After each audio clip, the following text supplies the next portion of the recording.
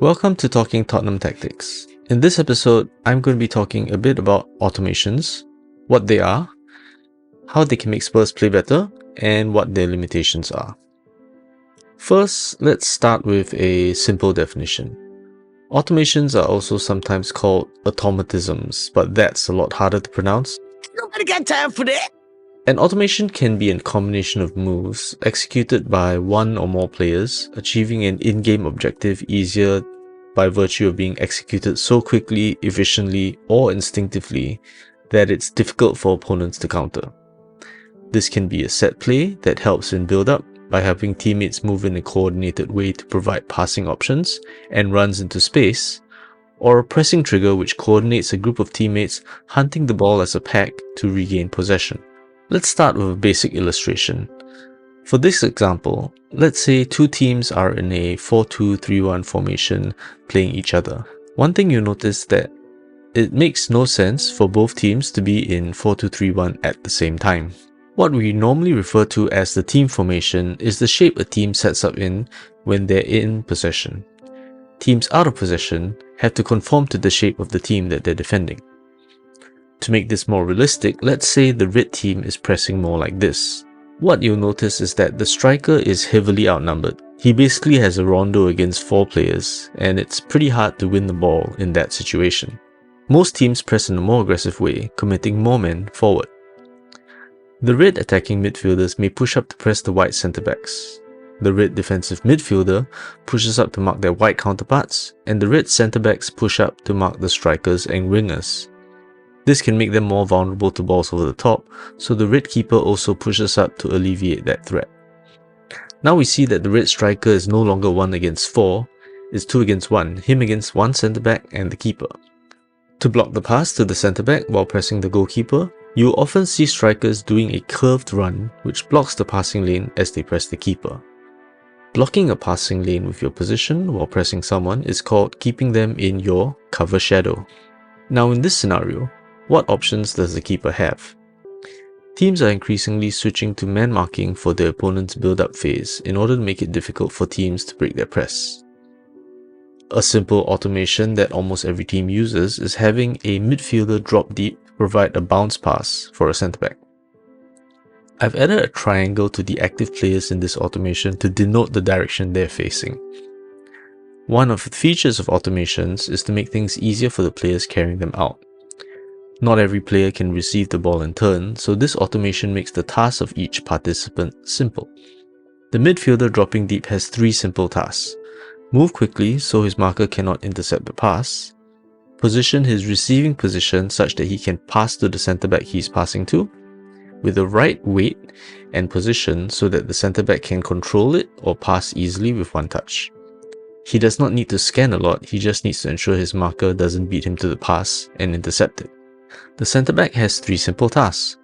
Run into space such that he can receive the midfielder's pass. Position himself so that he receives the ball with enough time and separation from other players so that he has time to pick a good pass and to make that pass. Because he is facing the entire field, he has perfect vision of his passing options, and only needs to be aware of the striker closing on him. The winger and striker or attacking midfielder drop deeper and provide themselves as a passing option for the centre-back. It could be many more players doing this, but to keep this animation tidy, let's say these two make that movement. Now that the centre-back has received the ball, he has the striker pressing him, but from a poor position. The red midfielder will jump up to press him, and try to cover that man he has stopped marking by blocking the passing lane using his cover shadow. The winger receives the ball and has 2 good options to pass to.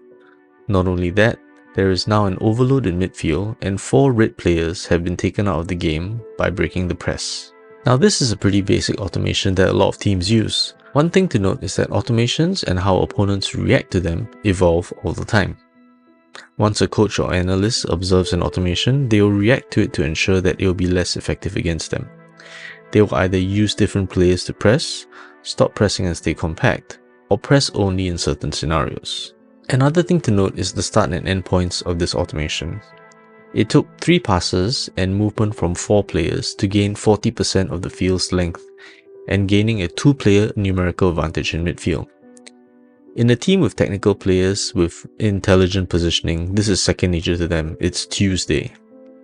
In a less talented team with inexperienced, less technical or tactically unaware players, it may take a longer time to train, or the execution might be slower or imperfect. Maybe this less technical team only has enough players to do this once per possession, and would rather use their automations in midfield so they gain the advantageous position in the final third, rather than in midfield. My analogy for an automation is that it's like learning CPR or learning to use a fire extinguisher in a fire drill. You're useful and can save a life in a very specific situation that's important, but it doesn't make you a paramedic or a fireman. Just as you wouldn't send people who passed the CPR course to a war zone, or people who passed a fire drill to an inferno, you can't rely on automations alone to be your attacking pattern of play or your defensive setup. Antonio Conte heavily relied on automations, which gave us a big initial boost, but when opposition teams figured out how to beat it, the team was unable to adapt because it was too reliant on them for chance creation. It helps players who aren't scanning monsters like Rodri, Vitinha, Busquets or Xavi Hernandez to get out of tough situations in build-up play with rehearsed set plays. It helps defensive or box-to-box midfielders who aren't Conte, Caicedo or Yaya Toure the ability to press good technical players into mistakes by giving them pressing traps and triggers that leverage on groups of teammates pressing as a coordinated pack to force turnovers. This raises the floor of certain players who may be weaker in a certain aspect of their game by giving them structure and removing uncertainty from situations where their decision making may be suboptimal, so they can execute what is probabilistically a better outcome than one they would conjure up themselves. It helps players who may have the skills and vision but lack the physical attributes to carry the ball through certain kinds of situations. Here are some of the players we can support with good use of automations to ameliorate their weaknesses. So for example, we have Xavi, who is great at reading the game, first touch, passing and through balls, but he's still new to the Premier League and may have issues with the physicality of the battle. So one-touch interplay with teammates can help him gain separation against his markers and free up time for him to do what he does best. For Kudus, we've seen that he's sensational with his first touch and his strength on the ball and carrying along the wing. But there are times that his decision-making and choices of pass or lack of awareness of teammates or not lifting his head up and looking at his options means that he doesn't always find his teammates in the best position. So the automations might be useful to trigger him to pass to teammates when they're in better positions, rather than relying on him to read that situation. With Bergvall, he has great creativity, tenacity, and ability to play one-touch balls with his teammates, but I've noticed a tendency for him to take risks as the deepest midfielder, and that has sometimes resulted in a loss of possession in between our centre-backs, resulting in shots on target or a goal. So then what we can have for Bergvall is automations for build-up play in his own half, so he takes a more measured risk based on the automations, and then giving him freedom to do what he does best in the final third, where the risk of losing the ball doesn't have the downside that it would have if he did it in his own half. Now for Spence, his strength is carrying from wide, but passing down the wing, especially when he's playing as an inverted wing back, is the issue.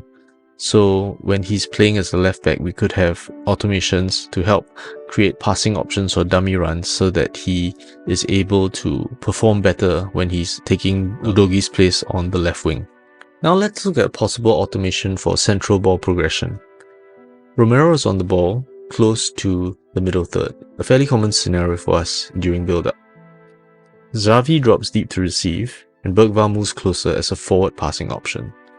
Van de Ven moves closer as a backward passing option, and also to cover Bergvall if he loses the ball from Xavi's pass. Xavi receives the ball and does his customary outside of the boot flick to Bergvall.